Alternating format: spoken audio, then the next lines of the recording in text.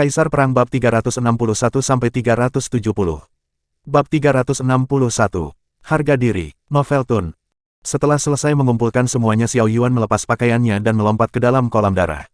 Tubuhnya merasakan sensasi yang panas dan energi yang liar diserap oleh akar spiritual emas. Sekarang dia hanya perlu menahan sedikit rasa sakit dan perlahan tubuhnya akan menjadi lebih kuat. Sumber Qi Origin menjadi jauh lebih kuat dan kekuatan jiwanya mulai berkembang. Jia Yi dan Xin Rou tiba di tempat itu dan terlihat panik melihat Xiao Yuan yang berendam. Xiao Yuan melihat ke belakang dan terlihat santai. "Apa yang kalian tunggu? Cepat masuk dan nikmati manfaat kolam darah ini," kata Xiao Yuan dengan santai. "Senior bisa melakukannya terlebih dahulu. Aku akan menunggu," kata Xin Rou dengan malu.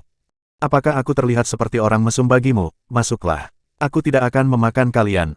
Jika kau menungguku, takutnya aku tidak akan pernah keluar. Aku yakin kau akan menerobos lapisan kedua jika berendam di tempat ini.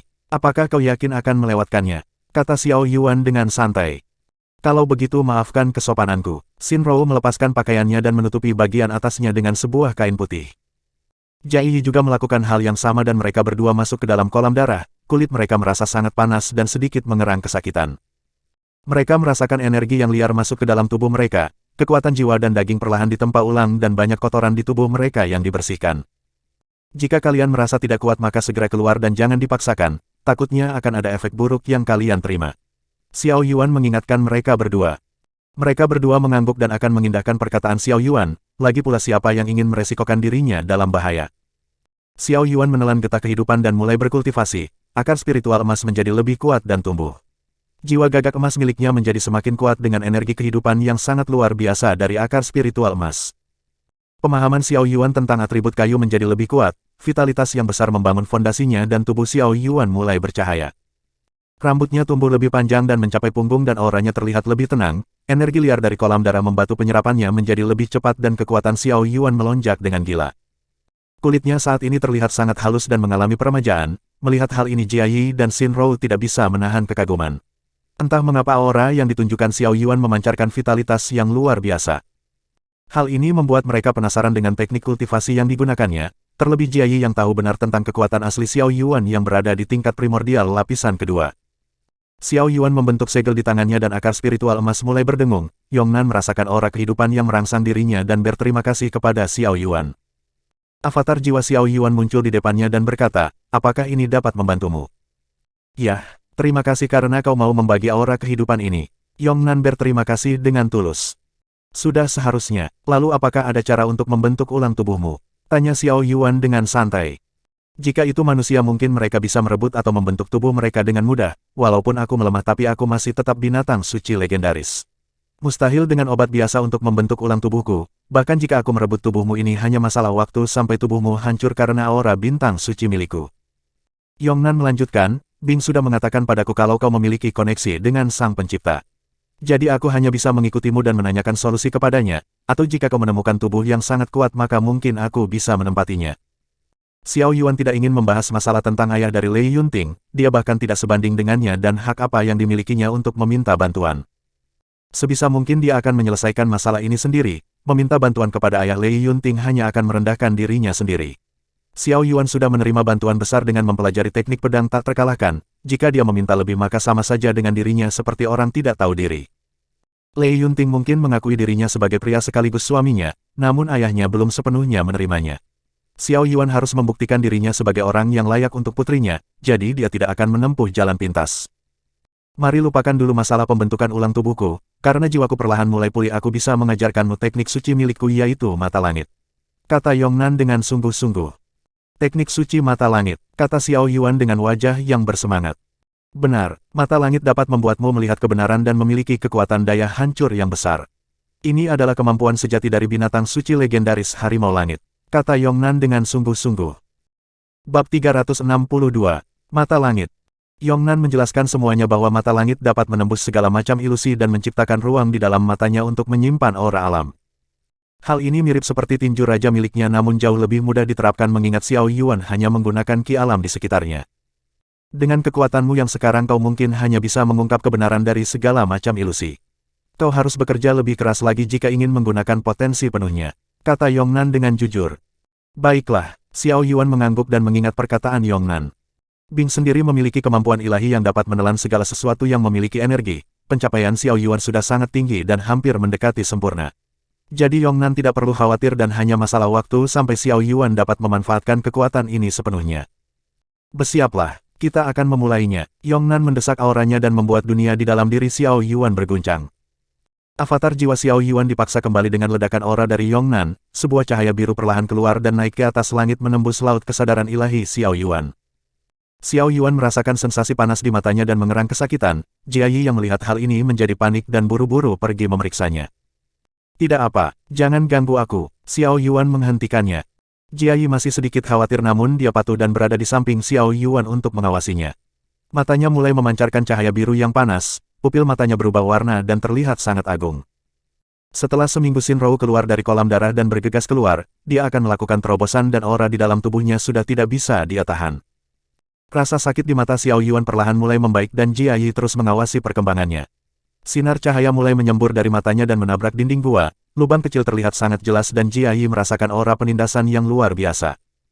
Xiao Yuan menggosok matanya dan dia dapat melihat aliran aura di sekitarnya, persepsinya dengan lingkungan di sekitarnya menjadi lebih jelas dan matanya sejernih seperti langit biru yang indah. Jia Yi menatap mata Xiao Yuan dan merasa iri sekaligus kagum. Dia merasakan fluktuasi aura yang menakutkan hanya dengan melihat matanya dan keindahannya tidak dapat diragukan. Indah sekali, kata Jia Yi dengan kagum. Kau juga sangat indah. Xiao Yuan melihat ke bawah dan melihat tubuh Jia Yi yang menawan. Jia Yi sadar kalau dia sudah menyingkirkan kainnya ketika Xiao Yuan kesakitan. Dia berbalik dan berteriak dengan malu. Ini bukan kali pertama tetapi dia masih sangat malu jika harus menunjukkan hal memalukan seperti ini. Xiao Yuan sendiri menjadi sangat bersemangat dan perlahan dia memeluk Jia Yi dari belakang. Pikirannya saat ini kosong dan sulit baginya untuk mengendalikan diri. Kakak Xiao, apa yang mau kau lakukan? Tanya Jia Yi dengan panik. Xiao Yuan mengabaikannya dan mencium leher Jia Yi. Tubuh mereka saling bersentuhan dan tangan Xiao Yuan bergerak dengan nakal. Xiao Yuan membuka matanya lebar-lebar dan segera melepaskan Jia Yi. Maafkan aku. Sepertinya aku terlalu terbawa suasana. Jia Yi mengambil kembali kainnya dan menutupi tubuhnya. Tidak apa-apa. Suasana di tempat itu menjadi canggung dan Xiao Yuan bergegas keluar dari dalam kolam darah. Dia mengenakan pakaiannya dan menyuruh Jia Yi untuk melanjutkan berlatih. Segera dia keluar dan melihat keadaan di luar untuk mengalihkan pikirannya. Sulit rasanya untuk mengendalikan diri di depan wanita secantik Jia Yi. Untungnya dia memaksakan dirinya dan masih menjaga kewarasannya. Di masa depan mungkin dia harus menghindari kontak yang berbahaya seperti ini. Xiao Yuan duduk di singgasana Ratu Laba-Laba Hitam dan menghela nafas. Bing keluar dari dalam liontin dan tertawa dengan keras. Hahaha, kenapa kau menahan diri? Jika kau menginginkannya maka lakukan saja, kata Bing dengan geli. Aku datang kemari bukan untuk membangun hubungan percintaan yang baru, bukan hanya aku akan merasa bersalah dengan mereka bertiga. Terlebih hubungan seperti ini tidaklah baik dan yang aku butuhkan saat ini adalah kekuatan, kata Xiao Yuan dengan sungguh-sungguh. Memanfaatkan gadis polos seperti Jia Yi bukanlah gayanya, terlebih kekuatan yang berada di belakangnya bukanlah sesuatu yang bisa Xiao Yuan sentuh dengan seenaknya. Bagaimana jika aku mengatakan bahwa gadis kecil itu memiliki yin qi yang sangat murni? Jika kau melakukan kultivasi ganda dengan cara berhubungan intim dengannya maka kultivasimu akan melonjak. Bing melanjutkan, kau memiliki yang qi ekstrim dan secara otomatis kalian berdua akan saling menarik perhatian satu sama lain. Aku sengaja mengatakannya sekarang karena mengingat sifatmu kau mungkin tidak akan mau melakukannya, tapi sekarang kau sudah menarik perhatian gadis ini begitupun juga sebaliknya. Lupakan, aku tidak akan peduli dengan hal ini. Apa yang akan terjadi di masa depan biarkan waktu yang menjawabnya, kata Xiao Yuan dengan santai dan segera dia melanjutkan pemahamannya tentang mata langit yang diberikan oleh Yongnan. Bab 363, Akhir dari Ujian. Shinrou dan Jia Yi melanjutkan latihan mereka dan kali ini mereka berdua sudah berada di lapisan kedua. Terlebih Shinrou yang merasa sangat senang, dia tidak menyangka kalau keputusannya untuk bersama dengan Xiao Yuan dan Jia Yi adalah keputusan yang sangat tepat. Jika dia pergi mungkin kesempatan yang berharga seperti ini akan terlewat, walaupun dia tidak memiliki jalur rekomendasi para tetua tetapi dia yakin akan diterima di puncak bunga dengan kekuatannya yang sekarang. Jia Yi sendiri merupakan murid rekomendasi dari puncak awan dan Xiao Yuan akan pergi ke puncak harmonisasi. Jika bukan karena reputasi puncak harmonisasi yang buruk mungkin dia akan mau bergabung dan bersama Xiao Yuan. Shinrou merasa bahwa mengikuti Xiao Yuan adalah hal yang baik, pria ini memiliki banyak keberuntungan dan sifatnya sangat sulit untuk ditebak. Kekuatannya juga tidak buruk dan mungkin dalam beberapa tahun ke depan dia akan menjadi orang terkenal di dalam sekte bulan cerah. Senior Xiao, dari apa yang aku dengar puncak harmonisasi memiliki reputasi yang buruk dan urutan paling belakang. Jika senior masuk ke sana mungkin hanya senior sendiri yang menjadi murid, apakah senior tidak ingin memikirkan ulang tentang masa depan? Tanya Xinrou dengan penasaran. Benar, kakak Xiao sangat kuat, lebih baik ikut denganku ke puncak awan. Aku akan memberitahu nenek untuk melatihmu secara pribadi. Jia Yi juga sependapat dengan Xinrou dan tidak ingin Xiao Yuan salah dalam memilih. Siapa yang peduli dengan reputasi puncak harmonisasi? Rumor menyebar hanya karena beberapa orang yang tidak senang. Tidak ada yang namanya teknik kultivasi yang jahat, tapi hanya ada orang baik dan jahat. Kata Xiao Yuan dengan jujur. Apakah ada alasan khusus? Tanya Jia Yi dengan santai. Memang, tapi aku tidak bisa memberitahumu walaupun kita adalah teman dekat. Kata Xiao Yuan dengan santai. Jia Yi merasa sangat kesal sekaligus penasaran. Xinrou membuka matanya dan sangat terkejut. Dirinya baru tahu kalau hubungan Xiao Yuan dan Jia Yi hanya sebatas teman, tapi kedekatan mereka sangat mencurigakan. Serius kalian hanya sebatas teman? Tanya Xinrou dengan penasaran. Wajah Jia Yi menjadi malu dan Xiao Yuan mengangguk, mereka memang tidak memiliki hubungan yang lebih dari teman.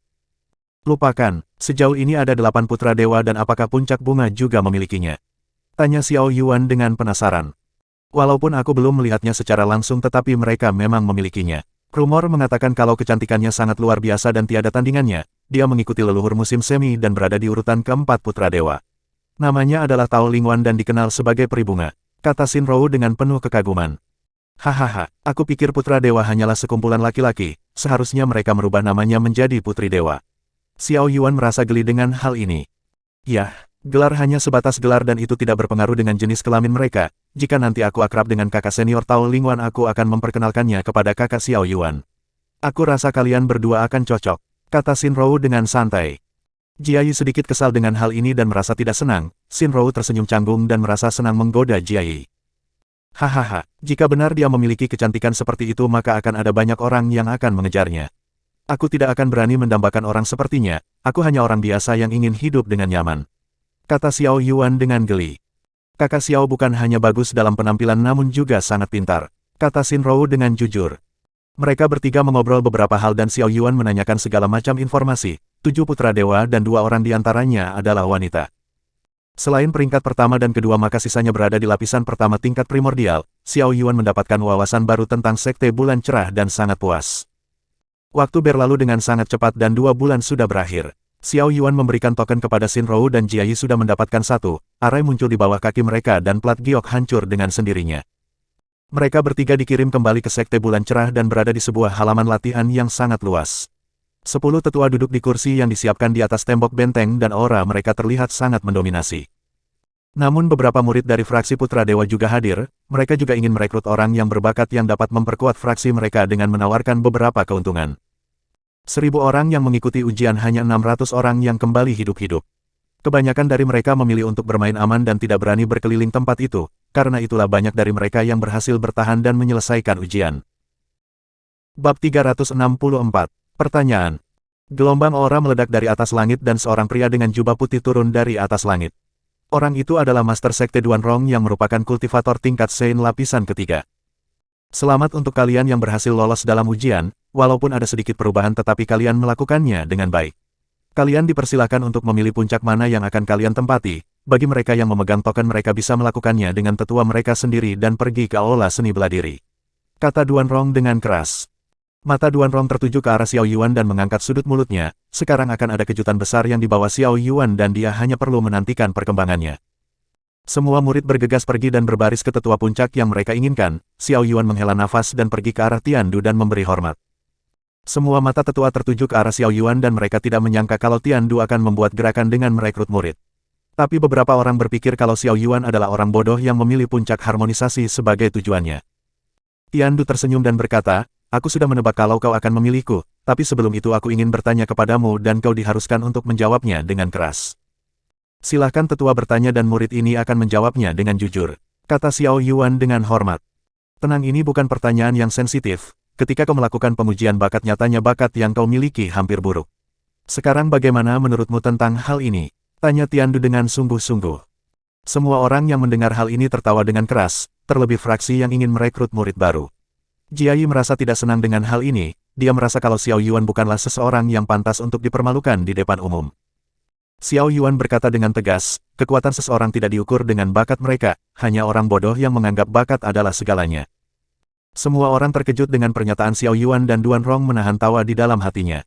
Perkataan Xiao Yuan ini secara tidak langsung mengatakan bahwa leluhur Pulau Melayang adalah sekumpulan orang bodoh, namun tidak ada yang salah dari perkataannya dan Xiao Yuan sendiri adalah bukti nyata. Bagus sekali. Ini adalah pertanyaan terakhir, apa tujuanmu yang sebenarnya dengan belajar martial Dao? Tanya Tiandu dengan sungguh-sungguh. Dunia ini hanya mengenal kekuatan di atas segalanya, agar suaraku mencapai di telinga mereka dan mendapatkan pengakuan dari seseorang. Hanya mereka yang memiliki kekuatan yang layak untuk membuat aturan, karena itulah aku ingin menjadi yang terkuat. Kata Xiao Yuan dengan tegas. Semua murid yang mendengar hal ini merasa ingin tertawa dengan omong kosong Xiao Yuan, namun para tetua lainnya tidak demikian.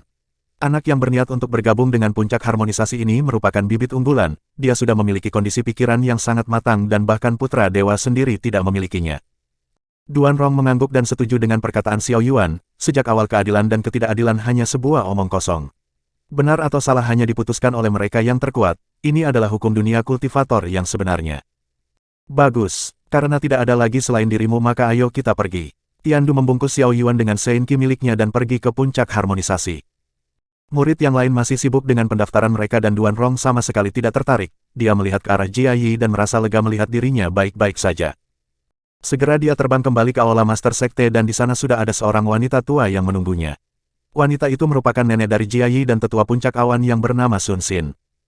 Nenek Sun, cucumu sudah kembali? Apakah kau tidak tertarik untuk melihatnya secara langsung daripada memantaunya secara kejauhan? Tanya Duan Rong dengan santai. Untuk apa? Nanti juga kami akan bertemu, aku juga sudah menyuruh pengawalnya kembali dan sekarang dia akan berada di bawah perawatanku. Anak itu sekarang sudah tumbuh menjadi gadis yang cantik dan hanya menunggu waktu sampai dia bersinar. Kata Sun Si dengan ekspresi yang bahagia. Hah, untung saja orang yang mengganggunya tidak kembali hidup-hidup, jika tidak aku tidak akan mampu menahan kemarahan dari Tuan Bayangan Jiwa. Kata Duan Rong dengan jujur. Menantuku itu sibuk dengan wilayahnya sendiri, dia tidak akan bisa pergi kemari seenaknya. Aku akan mengurusnya dan biarkan gadis kecil itu menikmati waktunya di tempat ini, tapi ada yang membuatku sedikit penasaran. Kata Sun Si yang meminum tehnya. Apa itu? Tanya Duan Rong dengan penasaran. Kenapa Master Sekte merubah aturan ujian masuk? Tanya Sun Si dengan penasaran. Bab 365. Bergabung dengan puncak harmonisasi. Duan Rong mengetuk jarinya dan terlihat ragu untuk menceritakan tentang Xiao Yuan, mengingat Tiandu yang memintanya untuk tidak memberitahu orang lain tentang Xiao Yuan. Sun Si melihat ekspresi Duan Rong dan berkata, apakah sejak kau menjadi Master Sekte dirimu menyimpan banyak rahasia? Memangnya apa yang tidak orang tua ini ketahui di Sekte Bulan Cerah? Katakanlah dan orang tua ini tidak akan mengatakannya kepada siapapun. Hah, ini menyangkut keberadaan murid baru dari Tiandu yang bernama Xiao Yuan, dia memintaku untuk melakukan hal ini demi keberhasilan dalam menerobos tingkat. Kata Duan Rong dengan jujur. Hanya untuk masalah sepele kau melakukan hal seperti ini. Kata Sun Si dengan bingung. Tentu saja bukan jika ini murid biasa. Tapi anak ini memiliki potensi yang besar. Apakah tetua Sun Si mendengar berita dari arena virtual 2 bulan kemarin? Tanya Duan Rong dengan santai. Maksudmu kalahnya putra Dewa Chang Seng? Jawab Sun Si dengan santai. Berita ini sudah menyebar sangat luas dan menghebohkan ketiga ras, namun tidak ada yang mengenal siapa yang sudah mengalahkan Chang Seng. Rumor mengatakan kalau Dao Yuan ini memiliki teknik pedang yang hampir mustahil untuk dikalahkan.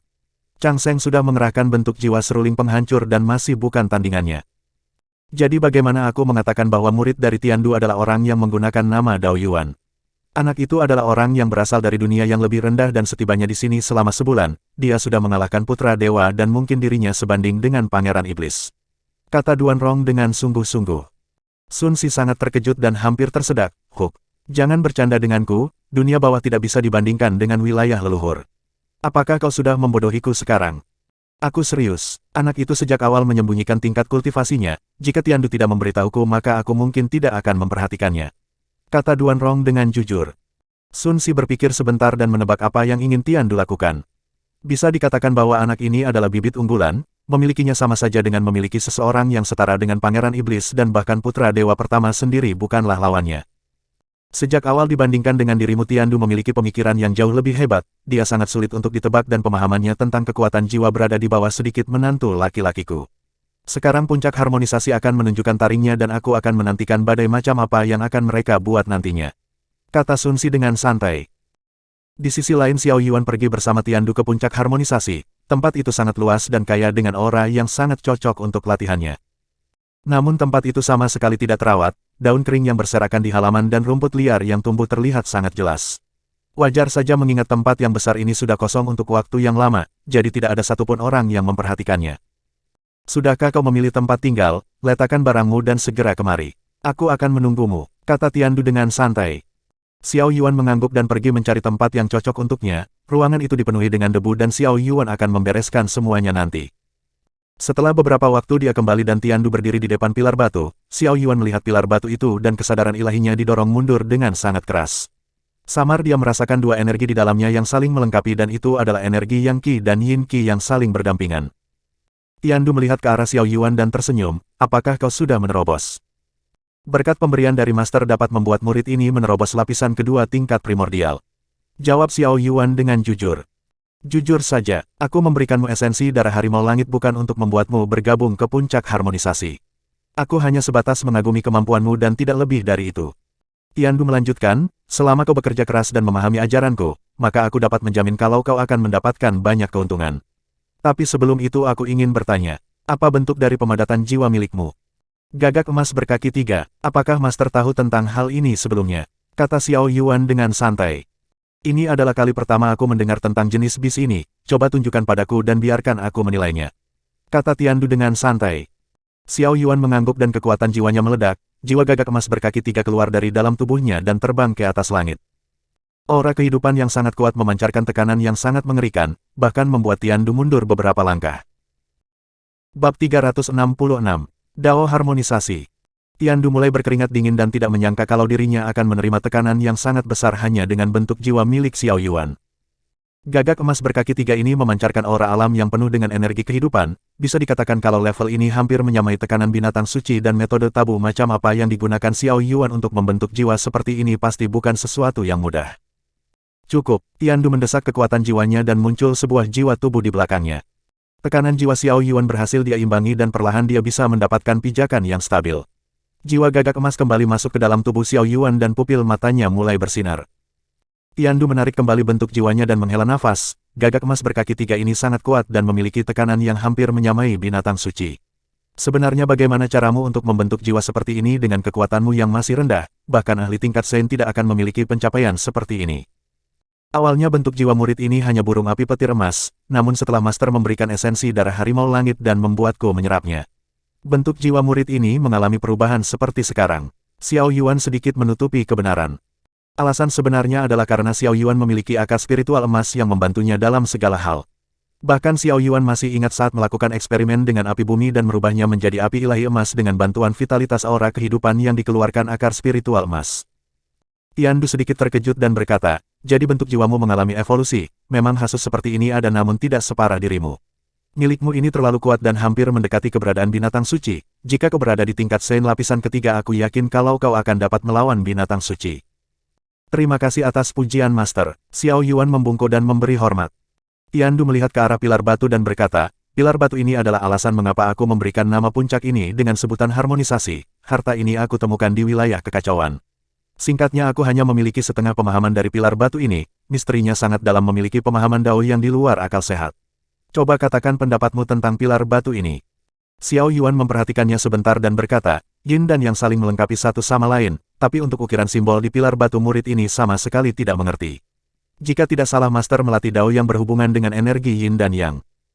Pendapatmu cukup bagus tapi tidak sepenuhnya benar, ini adalah pelajaran pertama bagiku. Pemahaman Dao bukan sesuatu yang bersifat untuk memunculkan energi atau menyerap energi, Dao juga dapat ditemukan dalam kehidupan sehari-hari dan terkadang kita tidak pernah menyadari hal sekecil ini. Tiandu duduk dengan santai dan berkata, contohnya adalah kaisar dari ras iblis yaitu kaisar darah, dia mempelajari Dao darah yang merupakan sesuatu yang dimiliki oleh setiap makhluk hidup. Namun dia mendapatkan pencerahan tertinggi dan menjadi kaisar bergelar dengan Dao yang sederhana ini, bahkan istananya berada di lautan darah yang sudah dia kumpulkan. Beliau dapat mengendalikan darah sesuka hatinya dan keberadaan yang sangat menakutkan. Xiao Yuan membuka matanya dan mendapatkan wawasan baru tentang pemahaman Dao. Dia tidak menyangka kalau hal yang ada di sekitarnya ataupun dimiliki oleh tubuhnya adalah sumber dari Dao itu sendiri. Jika bukan karena Tiandu yang menjelaskannya mungkin Xiao Yuan tidak akan pernah tahu tentang hal ini. Lalu Dao macam apa yang sebenarnya Master pelajari? Tanya Xiao Yuan dengan penasaran. Aku sendiri tidak paham dan tidak berani menamainya karena pemahamanku masih rendah, tapi kau bisa menyebutnya dengan harmonisasi yang saling terikat. Kata Tiandu dengan tegas. Harmonisasi yang terikat, Xiao Yuan masih sangat bingung dan tidak bisa memahami apapun. Di mana ada yang baik maka ada yang buruk, di mana ada langit pasti ada bumi. Yin dan yang saling melengkapi satu sama lain dan begitu juga dengan struktur tubuh, singkatnya segala sesuatu saling melengkapi dan berdampingan. Karena itulah aku menyebutnya sebagai harmonisasi. Tiandu menjelaskannya dengan singkat. Xiao Yuan hatinya berguncang setelah mendengar perkataan Tiandu, penjelasannya mungkin sangat sederhana namun di balik kesederhanaan itu tersimpan kebenaran yang besar. Yongnan yang berada di dalam dunia tubuh Xiao Yuan tidak bisa menahan kekagumannya, dia tidak menyangka kalau manusia akan memiliki pemahaman yang mengerikan ini. Xiao Yuan mungkin belum sepenuhnya sadar namun kata-kata Tiandu berisi dengan makna yang luar biasa. Yongnan meyakinkan Xiao Yuan untuk mempelajari hal ini dengan sungguh-sungguh. Bab 367. Jalan Buntu. Tiandu memberikan Xiao Yuan pakaian murid berwarna hitam yang menandakan bahwa dia adalah murid dari puncak harmonisasi. Xiao Yuan segera berganti pakaian dan membersihkan semuanya dengan rapi. Tempat ini sangat besar dan luas, membersihkan semuanya akan membutuhkan waktu yang cukup lama. Tiandu memberikan kebebasan penuh dalam penggunaan sumber daya di dalam ruang harta dan membiarkan Xiao Yuan belajar sendiri. Tiandu sudah mewariskan pengetahuannya dan cukup penasaran apakah pemahaman Xiao Yuan akan melebihi dirinya atau tidak. Sumber daya di ruang harta juga tidak terlalu banyak, namun cukup baginya untuk berlatih. Setelah setengah hari melakukan pembersihan, Xiao Yuan meletakkan sapunya dan duduk di depan pilar batu. Pikirannya mulai berantakan dan sulit untuk mencerna pemahaman tentang harmonisasi ini. Pupil matanya mulai bersinar dan Xiao Yuan dapat melihat aliran dua energi yin yang dengan sangat jelas. Bertentangan namun saling melengkapi, hanya itu yang mampu Xiao Yuan pelajari. Xiao Yuan mengangkat kedua tangannya, di sebelah kanan dia menciptakan api biasa dan di sebelah kiri terlihat gelembung air. Kedua atribut ini saling bertentangan dan Xiao Yuan mencoba untuk menggabungkannya. Seminggu sudah berlalu dengan cepat dan Xiao Yuan mengalami kebuntuan, sekeras apapun dia mencoba dan mengatur origin ki miliknya. Kedua atribut ini sama sekali tidak bisa beresonansi dan setiap kali dia menyatukannya maka api dan air akan menjadi uap kegagalan.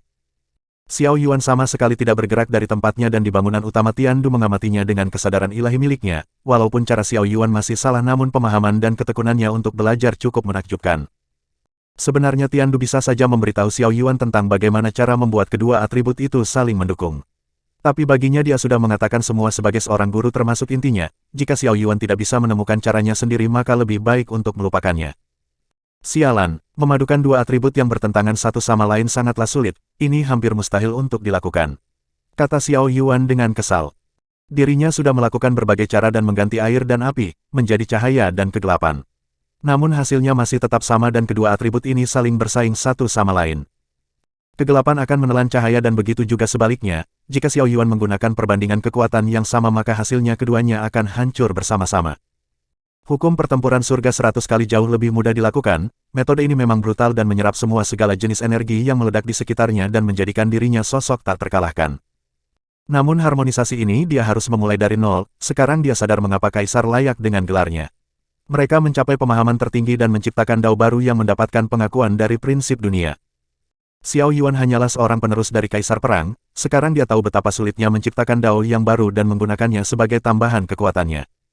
Tiba-tiba suara Yongnan muncul di dalam kepala Xiao Yuan, jangan menyerah secepat itu. Kau memiliki potensi dan orang itu ajarkan adalah awal dari terciptanya Dao yang sangat kuat. Avatar jiwa Xiao Yuan muncul di depan Yongnan dan berkata, lalu bagaimana jika dibandingkan dengan hukum pertempuran surga dari Kaisar Perang sebelumnya? Bing juga ikut bergabung dan tertawa, hahaha. Bagaimana itu bisa dibandingkan? Jangan dengarkan Kun Peng, kita adalah binatang suci legendaris dan sejak lahir keberadaan kami ada eksistensi yang terkuat. Manusia, iblis dan yang lainnya merupakan sosok yang tidak ada di mata kami, namun seiring berjalannya waktu mereka mendapatkan pencerahan tertinggi dan menciptakan apa yang disebut dengan Dao. Yongnan melanjutkan, aku memang tidak tahu pasti namun seseorang pernah mengatakan hal ini kepadaku. Selama kau mendedikasikan dirimu dan memanifestasikan Dao ini menjadi hukum yang baru, bahkan kau mungkin akan melampaui Dao Kaisar bergelar dengan pemahamanmu sendiri. Terima kasih, aku akan melakukannya lagi. Xiao Yuan menghilang dan kembali melakukan latihan. Bing melihat ke arah Yongnan dan berkata, sepertinya kau membaur dengan banyak manusia. Jangan samakan aku seperti dirimu, dimanapun kau berada selalu terjadi kehancuran karena ulahmu. Kata Yongnan dengan santai. Terima kasih atas pujiannya, kata Bing dengan bangga, tapi aku sudah terlalu malas untuk melakukan itu, aku hanya bosan dan sedikit bermain-main. Apakah ada alasan khusus kenapa kau meminta Xiao Yuan untuk mempelajari hal ini? Entahlah, instingku mengatakan kalau ini adalah sesuatu yang hebat, mungkin Dao ini merupakan salah satu Dao agung yang hampir mustahil untuk dilawan. Kata Yongnan dengan jujur. Sejauh yang aku tahu hanya dua dao yang mampu bersaing dengan binatang suci, selain hukum pertempuran surga milik Kaisar Perang yang sekarang menjadi milik Xiao Yuan. Hukum langit bintang milik Kaisar Bintang juga bukanlah sesuatu yang lemah, tapi jika aku disuruh menilai siapa yang paling kuat maka aku masih memilih hukum pertempuran surga. Kata Bing dengan jujur. Bab 368. Mulai tertarik. Bing sangat mengenal hukum langit bintang yang digunakan oleh Kaisar Bintang, dia dapat memanipulasi kekuatan dari bintang dan menggunakannya sesuka hati. Bahkan jika itu Kaisar bergelar sangat sulit untuk bertarung satu lawan satu dengan binatang suci seperti mereka. Namun Kaisar Bintang dapat menandingi mereka dengan kekuatan bintang yang dia kuasai, daya hancur kekuatan bintang sangat besar dan cukup untuk melukai mereka dengan keras. Namun Kaisar Perang jauh lebih menakutkan dari Kaisar Bintang, sebagai salah satu Kaisar kuno dia memiliki dao yang sangat tabu. Hukum pertempuran surga dapat menyerap segala jenis energi dan membuatnya menjadi orang yang sangat mustahil untuk dikalahkan. Selama terdapat kehidupan maka Kaisar Perang sangat mustahil untuk jatuh, bahkan kematiannya terlalu megah.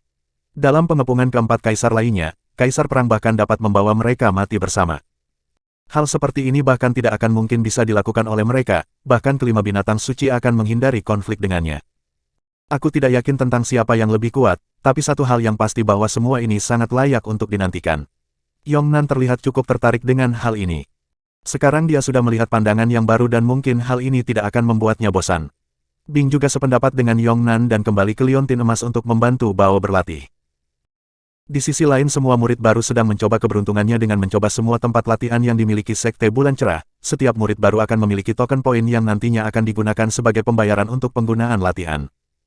Setiap bulannya setiap murid hanya akan mendapatkan poin sesuai peringkat mereka. Murid baru hanya mendapatkan 10 poin dan jika mereka ingin mendapatkan lebih mereka bisa menyelesaikan misi yang ada di aula misi. Tergantung tingkat kesulitan misi yang mereka ambil, semakin sulit misi itu maka akan semakin banyak poin yang akan mereka gunakan. Tujuan dari penggunaan poin adalah agar murid harus terus bekerja keras. Kebanyakan dari mereka berasal dari keluarga kaya dan Sekte Bulan Cerah tidak ingin murid menggunakan bantuan dari keluarga mereka dan harus memperoleh sesuatu dengan kemampuan mereka sendiri. Di puncak awan tepatnya di kediaman Jiayi, saat ini tetua Sun Si sedang melatihnya secara pribadi. Perkembangan Jiayi juga sangat baik dan semua orang sudah mengenal dirinya dengan baik. Jiayi perlahan membuka matanya dan menghela nafas, suara langkah kaki terdengar di telinganya dan salah satu murid pria memberi hormat. Ada apa? Kenapa kau terlihat gelisah? Tanya Sun Si dengan santai. Salam untuk tetua dan adik junior. Saat ini kedua putra dewa ingin bertemu dengan adik junior, mereka menitipkan pesan dan menyuruh murid ini untuk menyampaikannya. Kata murid itu dengan jujur. Hahaha, apakah putra dewa pertama dan kedua akan bersaing untuk mendapatkan hati cucuku? Sun Si melirik ke arah Jiayi dan berkata, apakah kau ingin pergi menemui Yang Shen dan Huang Wuji? Hah, ini sudah 2 hari sejak aku pergi dan bertemu mereka, mengapa mereka selalu bertindak seenaknya? Aku terlalu malas untuk pergi dan katakan saja kalau aku sedang melakukan pelatihan tertutup dan tidak akan keluar dalam waktu dekat. Kata Jiayi dengan kesal. Murid itu membungkuk dan pergi keluar untuk menyampaikan pesan Jiayi. Puncak awan memang tidak memiliki seorang putra dewa tapi keberadaan Jiayi dan Sun Si jauh lebih mengerikan dari putra dewa. Ayah dari Jiayi adalah Kaisar Bayangan Jiwa dan merupakan salah satu dari 4 kaisar bergelar. Sedangkan Sun Si adalah ibu mertuanya, identitas mereka bukanlah sesuatu yang bisa dilawan dan siapa yang berani untuk memprovokasi Kaisar Bayangan Jiwa. Sun Si menggelengkan kepalanya dan berkata, mereka adalah 2 putra dewa dan merupakan bakat terbaik yang dimiliki ras manusia, kultivasi mereka juga tidak buruk dan di masa depan kau akan sering bertemu mereka. Apakah kau tidak ingin menaruh sedikit perhatian kepada mereka? Jangan menggodaku nenek, mereka hanya menilai dari nama besar ayah, lebih baik aku di sini dan berlatih. Kata Jiayi dengan malas. Sun Si sedikit terkejut dengan perubahan sikap Jiayi, biasanya gadis ini hanya akan bermain sesuka hatinya dan tidak akan peduli dengan latihan. Apakah ada sesuatu yang mengganggumu? Jangan-jangan kau sudah memperhatikan pria lain. Sun Si sedikit membuat tebakan. Jiayi menganggukkan kepalanya dan berkata dengan pelan, benar. Tapi sayang sekali pria itu bukan milikku. Sun Si sangat senang mendengar hal ini sekaligus terkejut, dia tidak menyangka kalau cucunya akan tumbuh dewasa secepat ini dan mulai menyukai lawan jenisnya. Sun Sin juga sangat penasaran dengan orang seperti apa yang dapat menarik perhatian Jiayi, walaupun Jiayi sangat polos dan jarang berbicara dengan orang seusianya. Namun dia juga bukan orang bodoh yang tidak bisa menilai seseorang. Bab 369. Matahari dan Bulan. Sun Si menepuk kepala Jiayi dan berkata, percayalah. Terlepas dari reputasi ayahmu kau itu memiliki daya tarik yang luar biasa, bahkan banyak wanita yang akan cemburu denganmu. Sun Si melanjutkan, singkatnya kau hanya perlu menunjukkan sedikit perhatian dan dapat dipastikan bahwa tidak akan ada pria yang akan menolakmu. Tapi pria itu sudah memiliki istri dan bahkan itu ada 3 sekaligus, walaupun umurnya lebih tua 2 tahun dariku tapi pria itu sangat sulit untuk ditebak. Kata Jiayi dengan jujur. Pria lain yang seperti ayahmu, ibumu memang bukan istri pertamanya dan aku tidak tahu apa yang dipikirkan olehnya. Masa depanmu diputuskan oleh dirimu sendiri, bahkan jika ayahmu ingin mengaturnya dia harus melangkahi dulu mayatku. Lakukan saja apa yang ingin kamu lakukan, aku akan mendukungnya, kata Sun Si dengan sungguh-sungguh. Jiayi tersenyum pasrah dan memikirkannya dengan baik, dia ragu kalau Xiao Yuan akan mau menerima gadis sepertinya. Sejak awal sampai akhir dia hanya selalu menyusahkannya, walaupun terjadi beberapa hal yang canggung. Namun Jiayi sama sekali tidak membencinya dan memikirkan ulang saat-saat singkat itu. Di Taman Puncak Awan di sana banyak orang yang berkumpul terutama para wanita cantik, di sana terlihat kedua putra dewa saling duduk berhadapan dan memancarkan aura permusuhan yang kuat. Yang Shen merupakan putra dewa dari puncak matahari, sedangkan Huang Wuji berasal dari puncak bulan.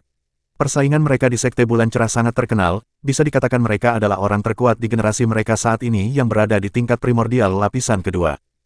Mereka saat ini sangat berapi-api karena saling bertemu, terlebih Jiayi juga tidak ingin menemui mereka sekarang dan berada di pelatihan tertutup.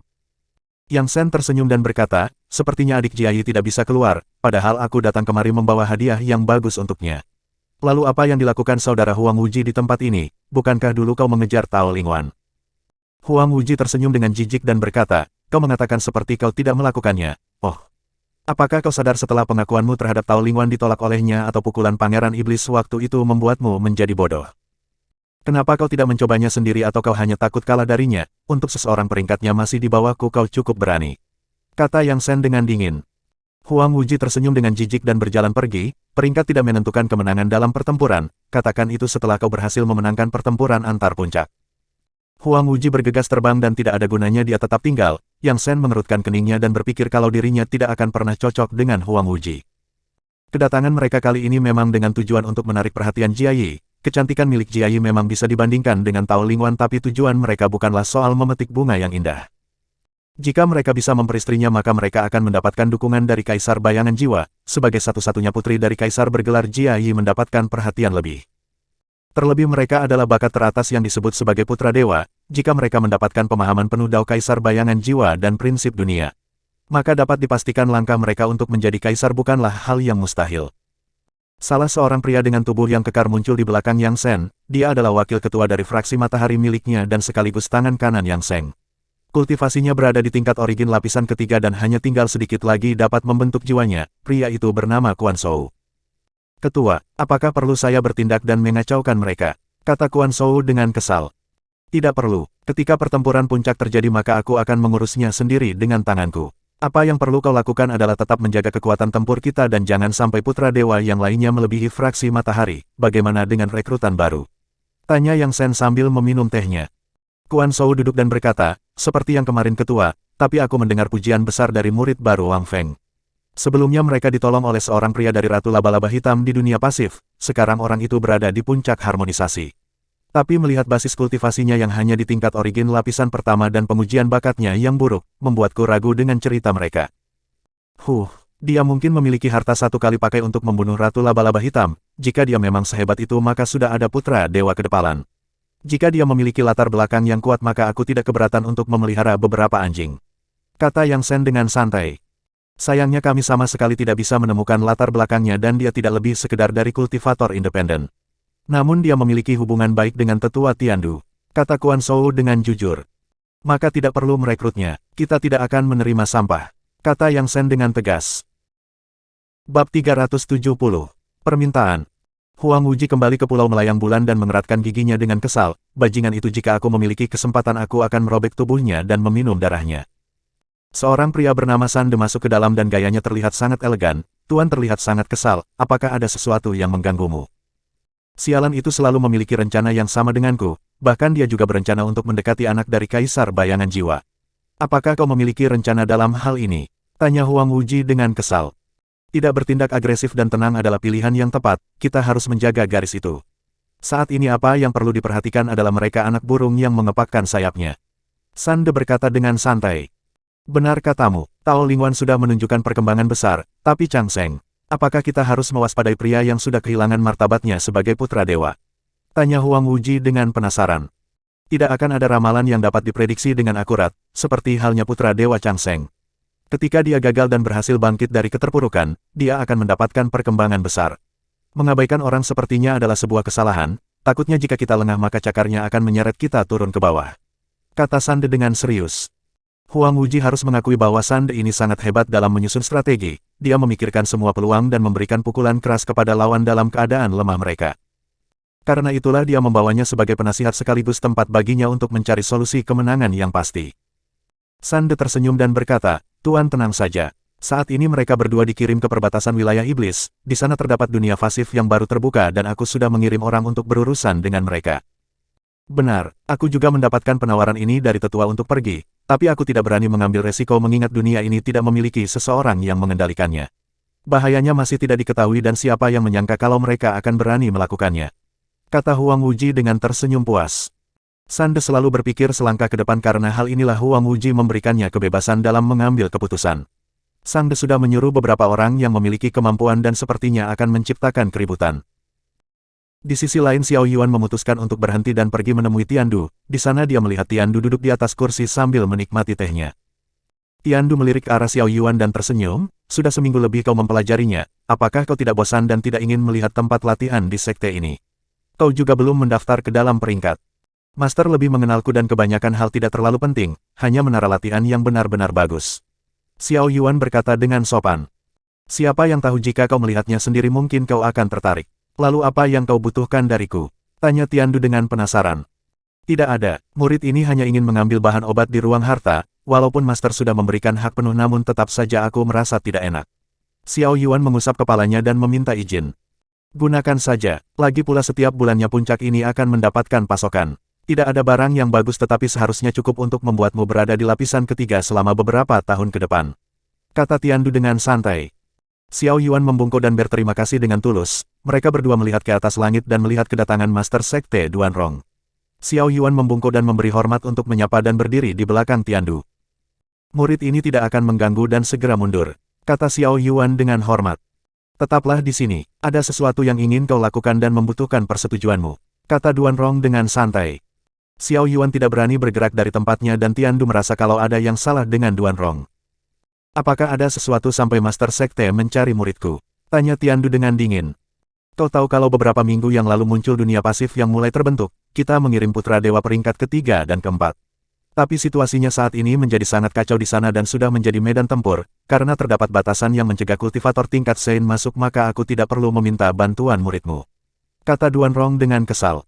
"Lalu apa gunanya putra dewa yang lainnya?" Tiandu berteriak dengan marah. "Sayangnya mereka memiliki kebebasan untuk menolak, mengingat resiko akan kehilangan nyawa mereka dan terdapat banyak ras yang berada di tingkat primordial," kata Duanrong dengan jujur. "Kau sangat tahu situasinya saat ini. Dia memang hebat tapi dia juga baru datang dan bergabung. Apakah kau memintanya untuk bertarung dan meresikokan dirinya ke dalam bahaya?" teriak Tiandu dengan marah. Bersambung,